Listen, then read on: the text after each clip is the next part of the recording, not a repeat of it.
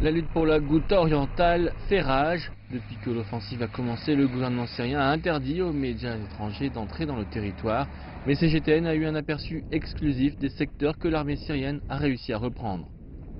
La zone que vous voyez derrière moi est dans la Ghouta orientale et on peut voir des colonnes de fumée dans plusieurs villes. Cela montre l'intensité des combats ici. Nous sommes maintenant à Tel Ferza, l'un des endroits les plus stratégiques que l'armée a repris. D'ici, l'armée sera dans une meilleure position pour utiliser l'artillerie contre les rebelles.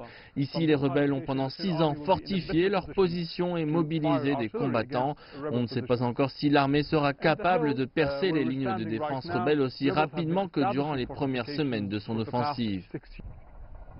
Depuis dimanche, les unités d'élite de l'armée syrienne, principalement les forces du Tigre et les gardes républicains syriens, disent qu'elles ont repris plusieurs villes aux rebelles. Des villes comme Nashabia, Otaya, Zreika et Hosh al-Salia ont permis à l'armée de contrôler 30% de ce qui était, il y a quelques heures encore, un fief rebelle.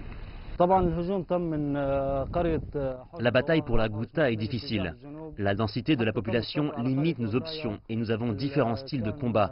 Certains combats se déroulent sur des terres ouvertes et d'autres dans des centres urbains. Nous sommes préparés à toutes les situations et nous savons que les terroristes se préparent aussi depuis des années. Les officiers de l'armée syrienne disent qu'ils sont déterminés à s'emparer de toute la Ghouta orientale.